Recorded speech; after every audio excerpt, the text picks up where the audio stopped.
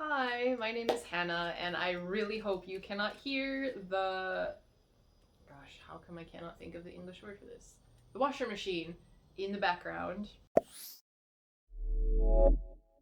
Today I'm going to be talking about the books that I read in January. I do get most of my books from the library, so unfortunately I'm going to have to film this over multiple days. So my outfit is going to change, the lighting's probably going to change a bit. It's really nice and sunny right now, but it's supposed to rain the rest of the week, so might not have that the other day I film. I just personally like to have the physical book to hold up next to me when I'm talking about it, so filming over multiple days is kind of necessary in the end. Also, I lint rolled, but I still feel like there's cat hair all over me, so we're just gonna have to deal with that as well. The first book I read this month, I actually already returned to the library.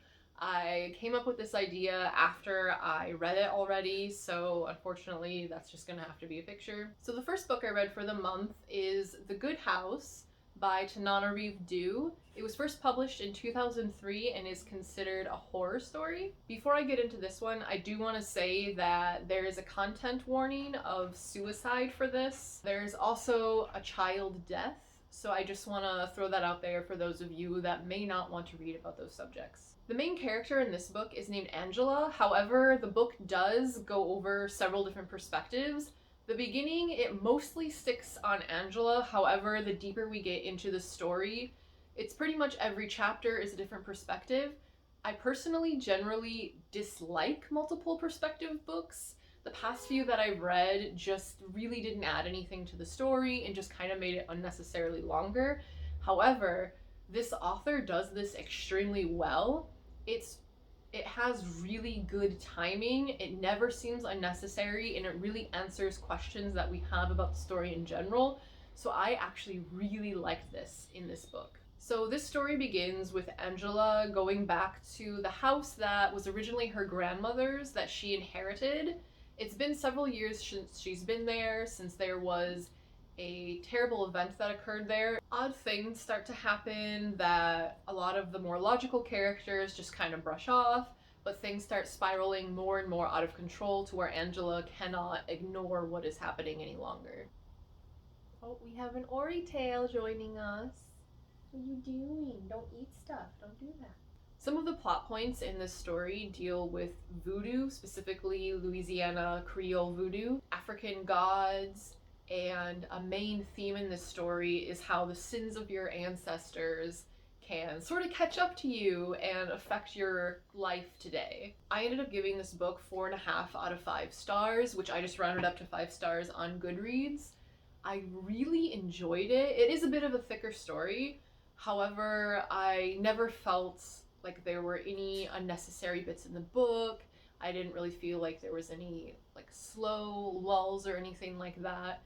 It felt like we were constantly moving forward and getting answers to our questions. And this book just overall felt really fulfilling. I feel like most of the horror I read is just very straightforward, where you kind of figure out what's going on throughout, where this with the multiple perspectives, the characters themselves really did not know what was going on, so it was hard to try and figure things out ahead of time. And since it has to do with voodoo, that's not something that I really know about, so it just felt like a really fresh story to me. The next book I read for January is a lot smaller than The Good House. It is In the House in the Dark of the Woods by Laird Hunt. It was first published in 2018 and is a horror/fantasy type novel. I had a really weird relationship with this book when I first started reading it. I did not like the writing, I did not like the main character, Eliza, and there was just nothing that I really liked at all. I actually had the thought of like, oh my god, is this gonna be my first like 1-star read? And luckily that changed a lot. This book doesn't have much of a description, so I didn't quite know what to expect going in. I also didn't look at what genre it was or anything, so I really had no expectations. It was just a smaller book, and I was just kind of looking for that after reading the tome that is The Good House. Pretty much the only thing I knew going in is that it took place in colonial New England, and the main character, whose name we're never actually told, she ends up with a nickname partially through the book, and that kind of sticks with her. However, she ends up getting lost in the woods and ends up going on kind of this dark fairy tale adventure, and there's a fuzz floating through the air, that ends up changing her life forever. So, as I said, I really didn't like this book when I started it. However, once I realized what it was, which is a dark fairy tale, I fell in love with it. I loved the characters. However, the main character kind of stays meh throughout the story. She's pretty dumb, and it's the secondary cast of characters that like really brings the story to life, pushes it forward, and makes it enjoyable for me. The story really gives off a sort of Witch of the Woods type of vibe, and I feel like that your mindset going into it is definitely going to affect your enjoyment. I went in not knowing what it was, and I felt like that made me dislike it, but once I realized the dark fairy tale aspect of it, it ended up being a 4 out of 5 star read for me. The third book I read in January is This House is Haunted by John Boyne. I actually did a reading vlog of this one, so I freaking babble on and on and on about everything that I disliked about this one. It was originally published in 2013 and is considered a gothic horror. However, I think that it's a lot more light on the gothic part. This is a book where if you've read The Turn of the Screw by Henry James, I would say don't even bother reading this one because you've pretty much already read it. The only main difference is the ending pretty much, and any other differences just really don't matter. This is definitely inferior to The Turn of the Screw, so I don't really consider it an original story. It just feels like something that I've read multiple times already. In this, however, our main character is named Eliza, and she ends up losing her father really early on in the story, and she decides to take this governess position at Godlin Hall to take care of these two children, to try and kind of get a fresh start on life and decide where she wants her life to go from there. Once she arrives, spooky stuff starts happening right away, and the rest of the story is pretty much just her pestering the villagers. That is a chinchilla barking. That is Appa, I think. Yeah. Yes, it is. Appa, what are you doing? You're in your house. Anyway, she pretty much just pesters the villagers to try and figure out what is actually happening there. And there he goes.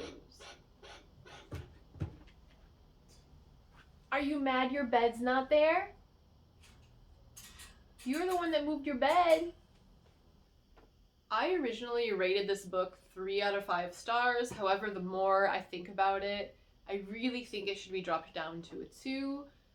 There are some parts of it I really enjoyed reading at the time. There's a lot of references to this being a ghost story, and there's even a line in the book of saying that a character was acting like she was a character in a ghost story, and it's just very self-aware in that aspect. However, I didn't really enjoy how Eliza was written. She's a school teacher, and her background and everything leads us to believe that she should be very intelligent and observant of things.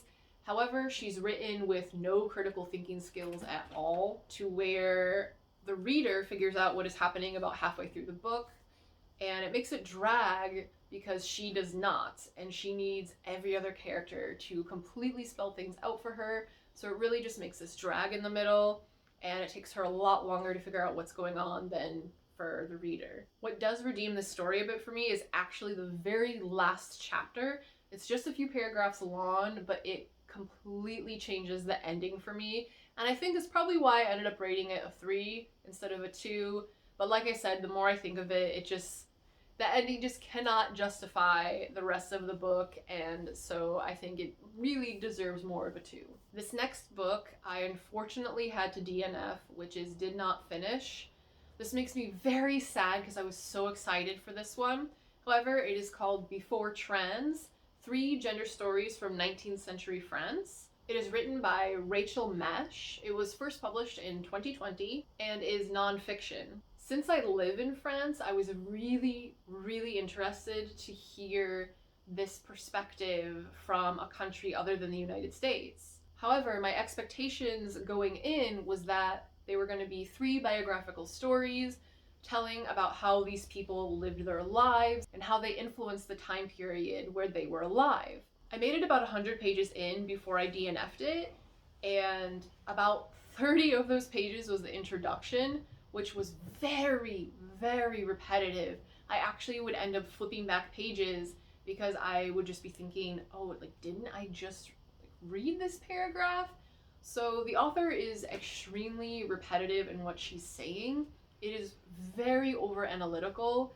It reminds me of those English classes where the teacher analyzes things that don't really matter in the big picture, like the curtain is blue and we have to analyze like why it is blue and things like that. That reminds me of this book, where instead of hearing these badass stories of these amazing people, it's overanalyzing specific word usage in their writings instead of focusing more on their overall lives. The first story is about Jane Dieulafoy, and her husband actually did expeditions in Persia, and so some of the artifacts they discovered are included in this book. One of them I recognized right away because it's at the Louvre, and I've actually seen it before, so I thought that was a really interesting connection, and is one thing I did like about this book. Also, I say she and her, as that is the pronouns that Jane used when she was alive, and I'm not going to assume what she would use if she was around today. Worry about again.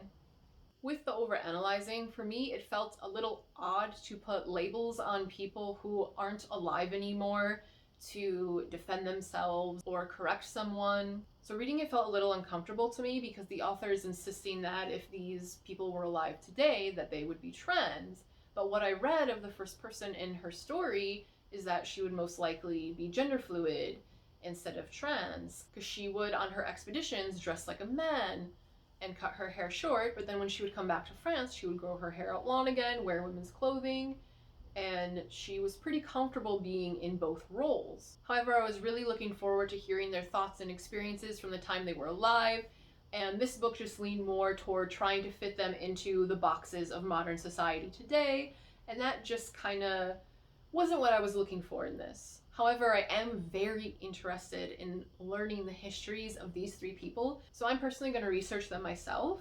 The 3 are Jane Dieulafoy, who lived from 1850 to 1916, Rothschild, who lived from 1860 to 1953. Wow, she lived a really long time. And Marc de Montefort, who lived from 1845 to 1912. So they were all kind of alive during the same time period, so I really want to see how they influence gender identity. And we have this loafy boy that keeps coming over here. I don't think he's gonna look up though.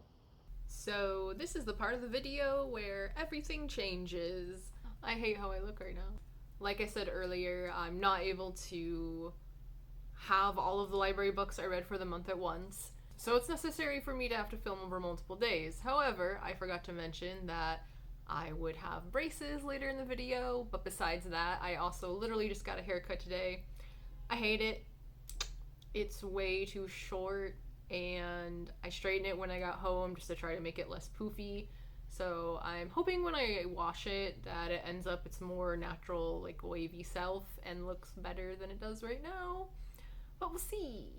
Also, I'm trying out filming in a different spot. I just got one of those octopus tripods. I'll put a link to it in the description of the one that I got. And I kind of just wanted to try filming in different areas to figure out where is best, really. In this one, you can see the chinchilla cage, you can see Torty laying on the window shelf, and Ori is right there on top of the cat tree, but he's behind my head. I'm also using my phone to film instead of my husband's, and I'm using selfie mode so I can see myself, and it's just so weird to be able to see everything, really. It seems like it'll be okay quality, so fingers crossed there that when I edit everything's okay. So let's get back to what this video is actually about. The next book I read for January is Horseplay by Judy Renee Singer. I regret everything about this book.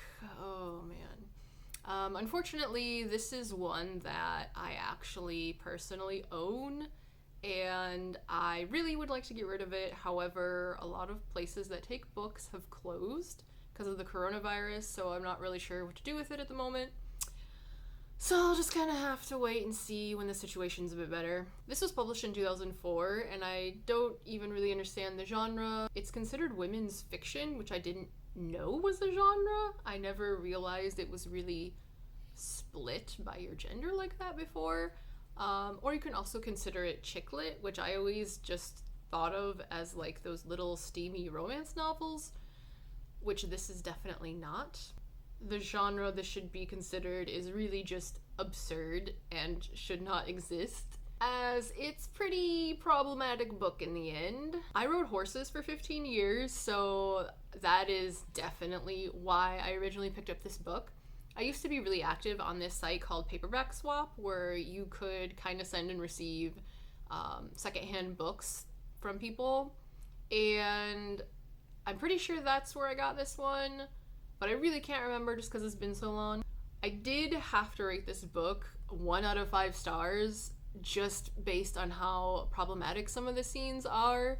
So right off the bat, the main character's name is Judy, which I didn't realize until I finished. That's also the first name of the author, and that makes some of this seem even more awkward. When I started reading it, I was actually enjoying it. We follow the main character, Judy, who's leaving her cheating husband to kind of start her life all over again on this former Olympian's farm. So Judy lives on an apartment over one of the barns there with several other women. And after she arrives, it really focuses on what her duties are, how her lessons are going, and just the horses in general. It really talks about some of the aspects of being around horses where if you don't know anything, you're really not going to understand the first part of this book. And I thought that was fine. Like, I've ridden for almost 15 years, and so I was just really enjoying that there was something where we're starting to get into some of the intricacies of dressage and just the horse world in general. And I really liked that that's where the focus was. However, it quickly turns into a sort of romance, which I'm not usually into, but I thought was okay in the beginning as well. Then the book just goes complete 180, and we start seeing some of the really messed up aspects. So Judy works in the mare barn, where they basically just have a bunch of female horses that have been bred and are going to have foals all around the same time.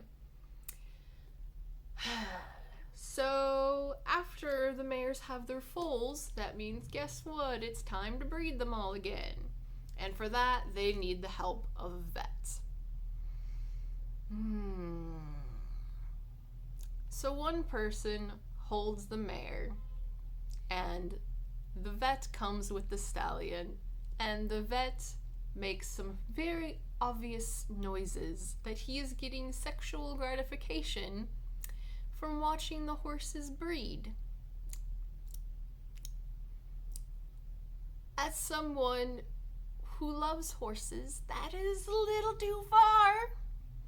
And I thought it was a very disturbing and unnecessary scene, and the only purpose that scene serves in this freaking story is to explain the nickname they have for this vet. And I don't think the line into almost like weird bestiality should be in a fucking book called Horseplay.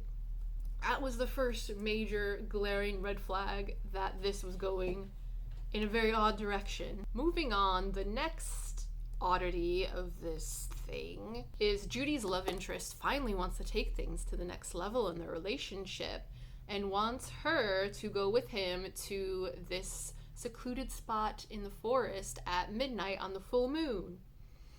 They kind of try to imply it that he's gonna be like some werewolf or something like that, and honestly, I think that would have made the story better.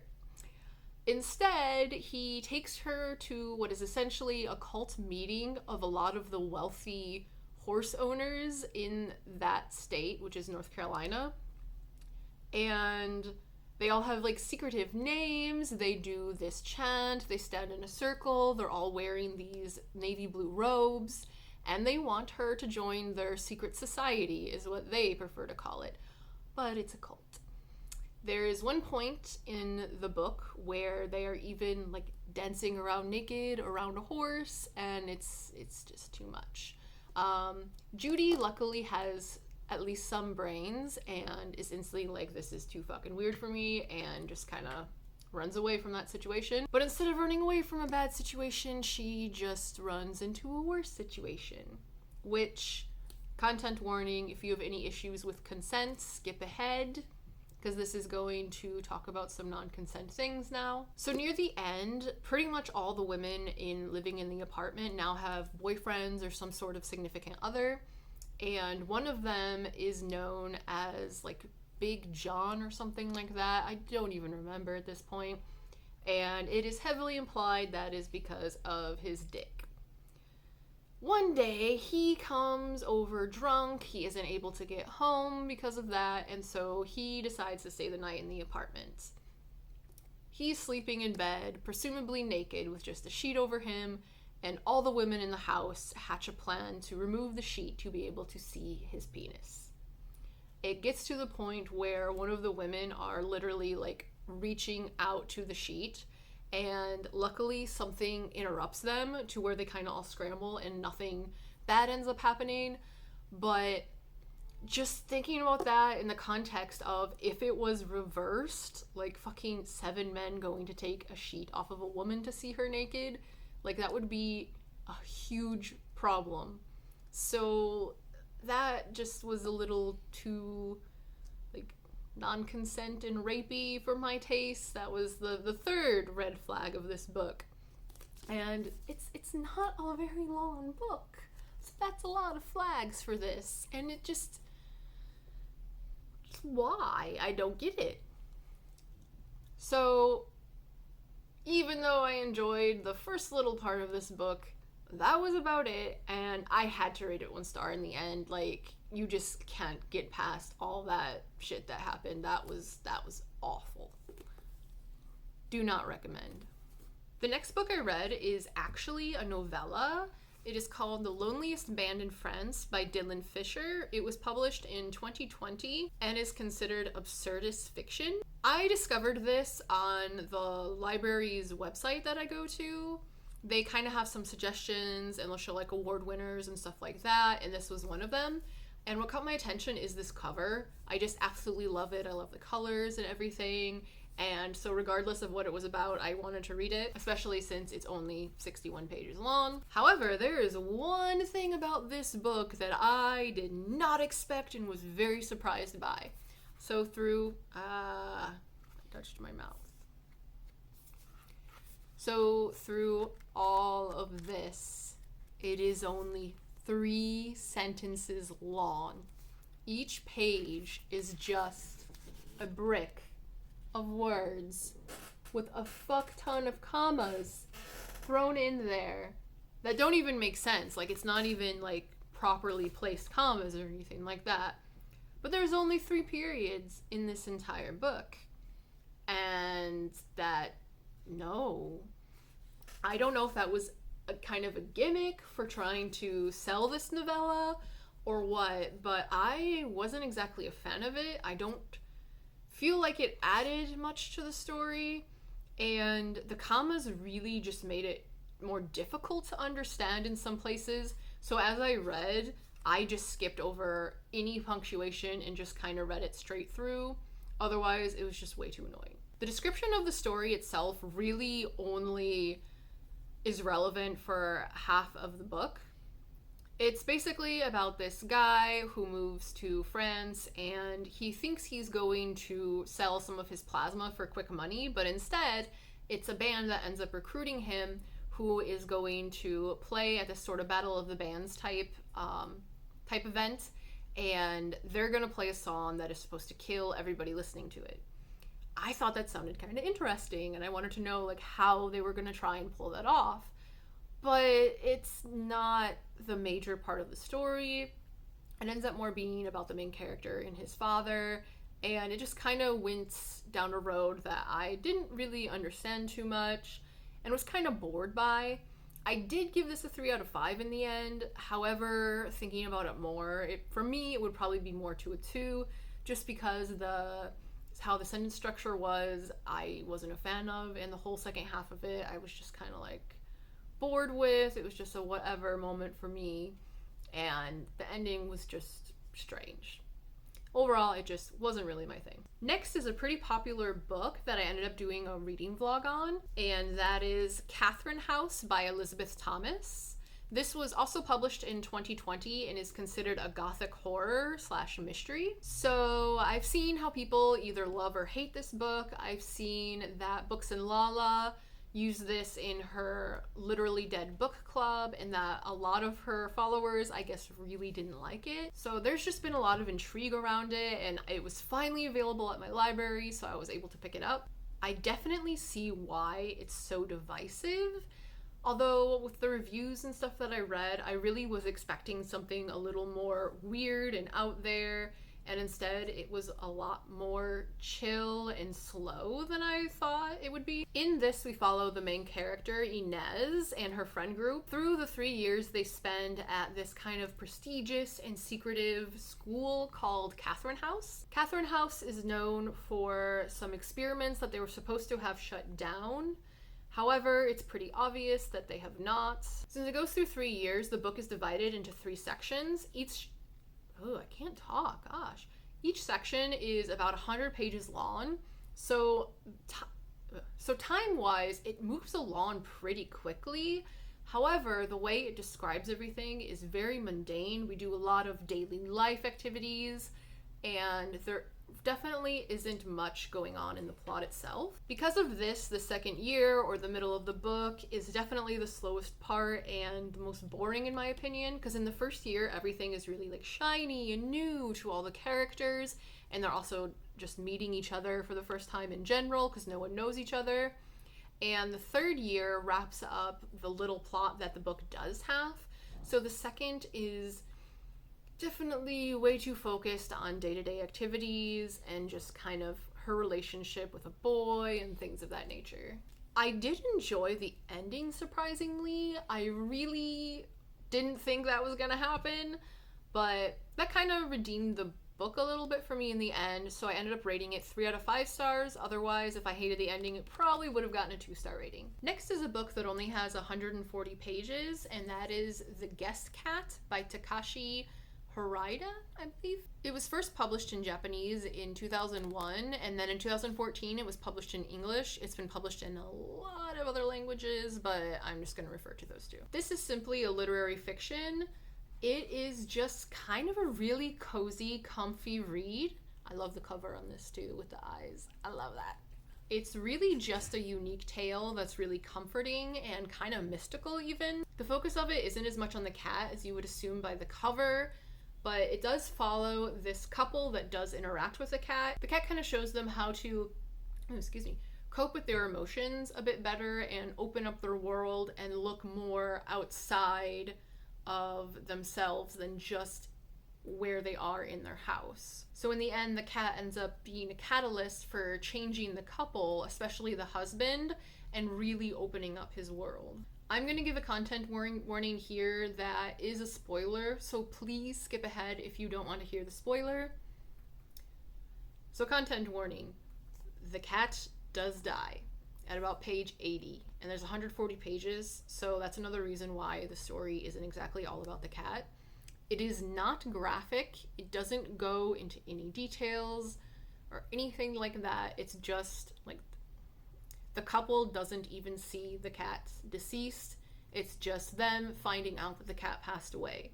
Some people might find this really slow, even though it's not a lot of pages. I, however, really liked its slice of life feel and just seeing how the couple overcomes their grief and moves on and just lives that little slice of their life. I almost forgot to add, in the end, I rated this 4 to 5 stars. And to end January, we have my favorite book of the month, which turned out to be a complete surprise. I was definitely not expecting to rate this 5 out of 5 stars, but that is Revenge, 11 Dark Tales by Yoko Ogawa. This was published in 1998, so a little bit of an older read. So this has really helped me discover that I absolutely adore interconnected short stories, which is obviously what this is. There were several times where I would just be like, freaking out at a passage, and I would have to read it aloud to my husband, and it even intrigued him and got him interested in what was happening in the book as well. I just thought the author did a really good job interweaving the stories with each other. I think this would actually be a really good book to reread, because I'm sure on a second read I would be able to see even more connections than what I caught the first time through. This is only 160 pages, so it's really a roller coaster of a book. There's many different emotions that it invokes, and the ending for me was really just a what is going on moment. I read it over 2 or 3 times and was still just, oh my god. I really love horror and oddities in general, so for me this ended up being the perfect little book. Each story is a different set of characters, but I found I didn't have any issues following along and keeping them all separate. It really just held my interest. They were all quick, hard-hitting. Some of them are really just a few pages long, and this was just an amazing way to end my January. Well, there you have it. I think I read 8 books for January, which is the most that I have read for a month in years, probably about 10 years since I was in high school. Unfortunately, it looks like we're heading toward a 3rd lockdown here, so fingers crossed I get to the library to exchange these books before we are in lockdown. But thanks for watching, everyone. I'm sorry this video is kind of all over the place with having to film on different days and different space and everything. It's even changed with just my physical appearance. Thanks for watching and have a good rest of your week.